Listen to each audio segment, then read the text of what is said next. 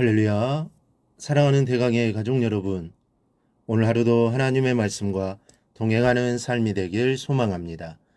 오늘 함께 나눌 하나님의 말씀은 마태복음 17장 1절에서 8절 말씀입니다. 엿새 후에 예수께서 베드로와 야고보와 그 형제 요한을 데리시고 따로 높은 산에 올라가셨더니 그들 앞에서 변형되사 그 얼굴이 해같이 빛나며 옷이 빛과 같이 희어졌더라. 그때 모세와 엘리야가 예수와 더불어 말하는 것이 그들에게 보이거늘 베드로가 예수께 여쭈어 이르되 주여 우리가 여기 있는 것이 좋사오니 만일 주께서 원하시면 내가 여기서 초막셋을 짓되 하나는 주님을 위하여 하나는 모세를 위하여 하나는 엘리야를 위하여 하리이다. 말할 때 호련히 빛난 구름이 그들을 덮으며 구름 속에서 소리가 나서 이르시되 이는 내 사랑하는 아들이요 내 기뻐하는 자니 너희는 그의 말을 들으라 하시니라. 예자들이 듣고 엎드려 심히 두려워하니 예수께서 나와 그들에게 손을 대시며 이르시되 일어나라 두려워하지 말라 하시니 제자들이 눈을 들고 보매 오직 예수 외에는 아무도 보이지 아니하더라. 아멘. 어느 종교이든 그것이 원시 종교이든 아니면 고등 종교이든 드라마틱한 요소들이 반드시 있습니다. 옛날 동네에서 벌어지던 굿을 생각해 보십시오. 신접한 무당은 자신의 신과 대화를 합니다. 그 광경을 보고 구경하는 사람들은 한편으로는 놀라게 됩니다. 그리고 한편으로는 두려워하기도 하는데 대개 그런 광경을 목격한 사람들은 그 신의 존재를 인정하고 그 뜻에 따라 살게 됩니다. 물론 당연히 그것은 사탄의 역사입니다. 사탄은 사람들의 생각과 사상을 사탄 자신에게 묶어 놓기 위해서 그런 능력을 보이는 것입니다. 그런데 사람들은 이런 드라마틱한 종교적 체험을 갈급하고 있습니다. 믿는 자든 믿지 않는 자든 자신도 그러한 경험을 해보기를 갈망합니다. 마치 예수님 당시의 사람들이 예수님이 보여주신 기적 말고 그보다 더 큰 기적을 기대하고 있듯이 우리도 마찬가지입니다. 그리고 아마 여기 앉아 예배드리는 분들도 오늘 말씀을 듣는 분들도 뜨거운 신앙 체험을 하신 분들이 아마 많을 것입니다. 요즘은 열정적인 부흥회가 차차 없어지는 것 같지만 22년 전만 해도 교회들은 1년에 한 번 정도는 부흥회를 통하여 교인들의 이런 부분을 충전시켜 주었었습니다. 어릴 적 부흥회 기간 중에 많은 사람들이 회개의 눈물을 흘리며 또 밤새워 교회 마루바닥에 엎드려 있던 모습을 본 기억이 있습니다. 한쪽에서는 새롭게 터진 방언으로 밤새워 기도하고 또 한쪽에서는 뜨겁게 찬양을 하던 사람들의 모습도 기억이 납니다. 체험해 보신 분들은 알겠지만 그 기쁨은 너무나 커서 주체할 수가 없습니다. 그래서 심지어는 부흥의 기간 동안 아예 교회에서 머무르려는 사람들도 있었습니다. 집안일 다 제쳐놓고 아예 보따리를 싸가지고 와서 3박 4일 합숙을 하는 사람들도 있었습니다. 그러나 계속 그렇게 살 수는 없습니다. 계속 기도하고 찬양하고 있을 수는 없습니다. 결국 일상으로 돌아가는 것이 신앙의 한 모습입니다. 오늘 읽은 말씀 속에도 그와 비슷한 상황이 벌어졌습니다.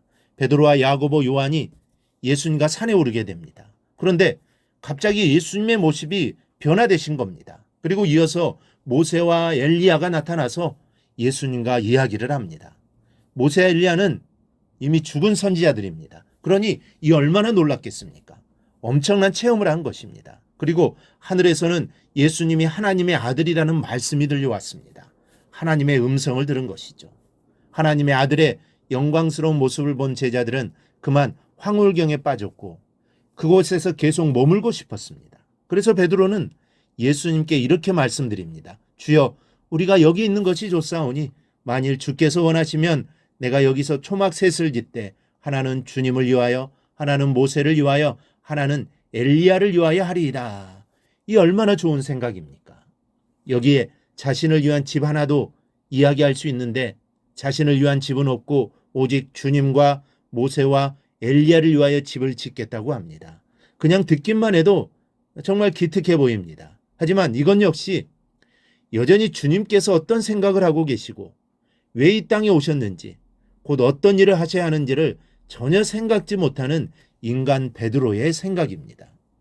베드로는 예수님께 칭찬받을 정도의 좋은 생각이라고 말했을지 모르지만 주님의 뜻을 알지 못한 이 생각은 또 한 번 주님께 책망받을 만한 일입니다. 그래서 하나님께서는 베드로에게 호련히 빛난 구름이 그들을 덮음에 구름 속에서 소리가 나서 이르되 이는 내 사랑하는 아들이요 내 기뻐하는 자니 너희는 그의 말을 들으라 말씀하셨습니다. 분명 뉘앙스에 봐서는 책망이 그 속에 가득한데 아직은 책망받을 만한 믿음이 되지 못해서 예수님은 하나님의 아들이시라는 말씀과 함께 예수님의 말씀을 듣고 순종하라는 말씀으로 그들을 가르쳐 주셨습니다. 이 체험은 베드로와 제자들에게 놀라운 경험이었습니다. 누구도 경험해보지 못하는 경험, 이들을 주님의 제자로 온전하게 세우시려는 하나님의 뜻이 담긴 그런 체험이었습니다. 우리는 늘 드라마틱한 신앙 체험을 하면서 그 속에 푹 빠져서 살고 싶을 때가 많습니다. 세상살이가 너무 괴롭고 힘들기 때문입니다. 그래서 세상살이에 대해 눈 감고 살고 싶을 때가 있습니다. 하지만 여러분, 우리는 괴로운 세상에 할 일을 찾아가야 하는 사람들입니다. 뜨거운 신앙의 체험은 바로 이 일을 위해 필요한 것입니다. TV 광고를 보면 이 충전용 건전지에 대한 재밌는 글을 보게 됩니다. 충전해서 쓰고 충전해서 또 쓰고 다시 충전해서 쓰고 또 다시 충전해 쓰고. 우리의 신앙도 마찬가지입니다. 에너지가 떨어진 건전지를 다시 충전하여 쓰는 것처럼 우리의 신앙이 나태해지고 힘이 빠지고 냉랭해질 때는 우리도 신앙이 충전을 해야 합니다.